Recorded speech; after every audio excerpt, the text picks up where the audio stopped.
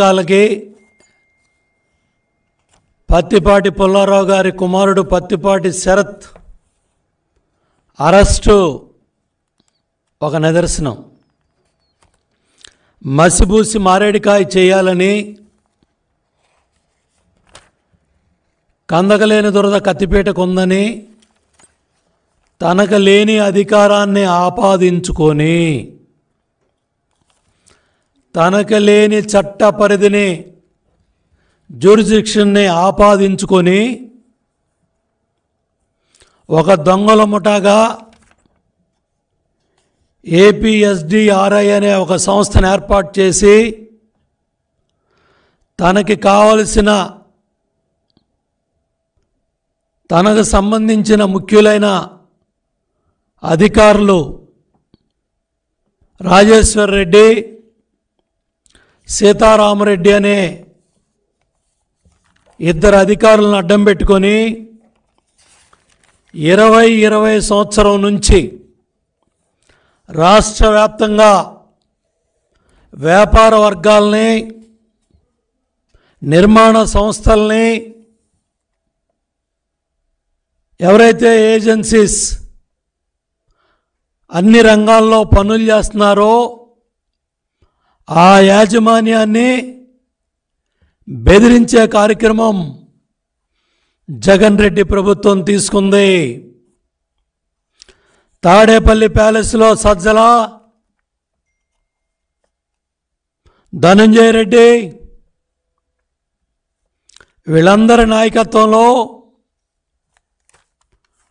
రఘురామరెడ్డి అలాగూ ఉన్నాడు. చంద్రబాబు నాయుడు గారు అరెస్టులో కీలక పాత్ర వహించిన రఘురామరెడ్డి, అదేవిధంగా ఆయనకి తోడు ఈ సీతారామరెడ్డి, రాజేశ్వర్ రెడ్డి ఇద్దరు వ్యక్తులను పెట్టుకున్నాడు, ఇద్దరు అధికారులను పెట్టుకున్నాడు. పత్తిపాటి శరత్ అరెస్టులో వాస్తవాల్ని ఈరోజు మీ ముందుంచుతున్నాను. కుటుంబ సభ్యులను బెదిరిస్తేనో, పుల్లారావు గారి భార్యనో, కూతురునో, కుమారుణ్ణో అక్రమ కేసుల్లో బనాయిస్తే, ఇరికిస్తే, అరెస్ట్ చేసి జైల్లో పెడితే మా నాయకుల ఆత్మస్థైర్యం దెబ్బతీయాలని, మానసికంగా బాధపడాలని, జగన్ రెడ్డి మీరు చేసే దుర్మార్గాలకి ఏ ఒక్క తెలుగుదేశం పార్టీ కార్యకర్త, నాయకుడు బెదరడు బెదరడు బెదరడు అదరడు అదరడు అదరడు. గుర్తెట్టుకో. నువ్వు సిబిఐ ఛార్జ్షీట్లో కుటుంబాన్ని మొత్తాన్ని తెచ్చి రోడ్డు మీద కూర్చోబెట్టి శోకాలు పెట్టించావు. గుర్తెట్టుకో. నీ రాజకీయం అది. మా తెలుగుదేశం పార్టీ కార్యకర్తల నాయకులు ఎవ్వరూ కూడా గత 58 నెలలుగా నువ్వెన్ని దుర్మార్గాలు చేసినా, నువ్వెన్ని కుట్రలో కుతంత్రాలు చేసినా, తప్పుడు కేసులు పెట్టినా ఎవరో కూడా ధైర్యంగా పోరాడారే తప్ప హైదరాబాదులో ఆ రోజు సిబిఐ విచారణ ముందు నువ్వు ఆడిన డ్రామాలు, తెల్లవారులు మీ కుటుంబ సభ్యుల శోకాలన్నీ కూడా ఆ రోజు ఎన్నికల్లో ఓట్ల రూపంలో మార్చుకోవడానికి నువ్వు ప్రయత్నం చేసావు. కానీ ఆ దిగజాడు రాజకీయాలు మేము చేయలే. కేవలం రాజకీయ కక్ష సాధించాలి, భయపెట్టాలి, ఇదే వ్యాపారాలు చేసుకునే ప్రతి ఒక్క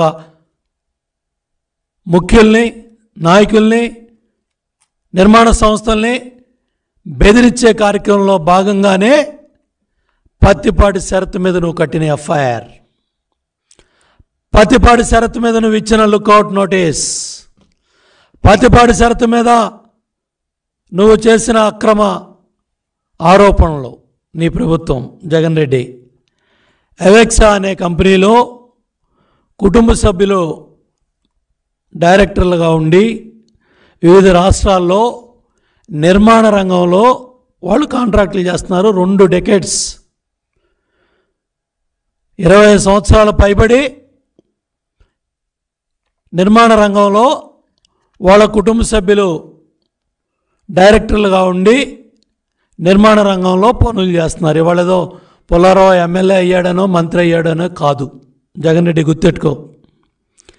2023-24 సంవత్సరంలో దేశంలో 18,000 కోట్ల మేరకు ఇన్పుట్ ట్యాక్స్ క్రెడిట్ క్లెయిమ్స్ మీద కేంద్ర సంస్థ DCGI ఏదైతే GST ఇంటెలిజెన్స్ సంస్థ ఉందో అది దర్యాప్తు చేస్తూ ఉంటుంది. ఎవరైతే క్లెయిమ్ చేశారో దాని మీద షోకాజ్ నోటీసులు ఇస్తారు. దానికి సంబంధించిన MDలు వాళ్ళు పిలిచినప్పుడు విచారణకు వెళ్తారు, వాళ్ళు ఎక్స్ప్లెనేషన్ ఇస్తారు. దాని మీద ఏదైతే ఆ GST ఇంటెలిజెన్స్ సంస్థ ఉందో దానికి సంబంధించిన ఆర్డర్స్ మనం ఇచ్చిన ఎక్స్ప్లెనేషన్లు ఏమన్నా తేడా ఉంటే దాని మీద చర్యలు DCGI GST ఇంటెలిజెన్స్ సంస్థ వాళ్ళు చేపడతారు, వాళ్ళు చేస్తారు. మధ్యలో నీకేం దొరదా జగన్ రెడ్డి? నువ్వెందుకు దూరావు దీంట్లో? అంటే చిలకలూరిపేటలో ఓడిపోతాననే భయమా? పుల్లారావు మీద పోటీ చేసే అభ్యర్థి దొరకలేదనే ఏడుపా? దేనికి నీ దొరదా? అక్కడ DCGI ఉంది, GST ఇంటెలిజెన్స్ సంస్థలు ఉన్నాయి, షోకాజ్ నోటీసులు ఉన్నాయి, విచారణలు ఉన్నాయి, ఫైనల్ ఆర్డర్స్ ఉన్నాయి. అవన్నీ పక్కన పెట్టి అవెక్సా కంపెనీ 8 కోట్లు ఇన్పుట్ ట్యాక్స్ మినహాయింపు కోరితే దాని మీద షోకాజ్ నోటీస్ సంబంధిత కంపెనీకి ఇస్తే MD జోగేశ్వరరావు గారు వెళ్ళి విచారణకి వెళ్ళారు. దాని మీద ఇంకా వాళ్ళ నిర్ణయం కూడా కేంద్ర సంస్థ తీసుకోవాలా.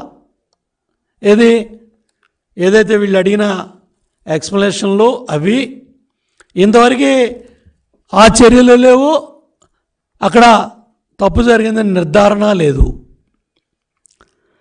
అట్లాగే అవెక్సా కంపెనీ MD జోగేశ్వరరావు కూడా విచారణ అటెండ్ అయ్యాడు. తన వాంగ్మూలంలో GST చట్టంలో వచ్చిన మార్పులు ఏదైతే ఉన్నాయో వాటన్నిటి మీద క్లారిటీ అడిగారు. వాళ్ళు పిలిచినప్పుడు వెళ్తున్నారు. దానికి సంబంధించి కంపెనీ MDగా నేను పూర్తి బాధ్యత తీసుకుంటున్నానని వాంగ్మూలం ఇచ్చారు. కేంద్ర దర్యాప్తు సంస్థకి, GST ఇంటెలిజెన్స్ వ్యవస్థకి మధ్యలో నీ దొరదేంటి జగన్ రెడ్డి? MD అటెండ్ అయ్యాడు, MD విచారణ ఎదుర్కొంటున్నాడు, MD అన్నిటికీ సహకరిస్తానని వాంగ్మూలం ఇచ్చారు. ప్లస్ ఇంతవరకు ఆలు లేదు సూలు లేదు, మనాడు లుక్అవుట్ నోటీస్ ఇచ్చేశాడు, మనాడు FIR రిలీజ్ చేసేసాడు. ఇంకా ఉంది కదా జగన్ రెడ్డి నీ కదా. ఆగస్టు 23, 2023లో DCI నోటీస్ తెలుసుకున్న జగన్ రెడ్డి ఏమీ లేదని తెలిసినప్పటికి కూడా ఎమ్మటే రాజేశ్వర రెడ్డిని, ఈ సీతారామరెడ్డిని గిల్లేశాడు. ఉన్నాడు కదా ధనంజయ్, ధను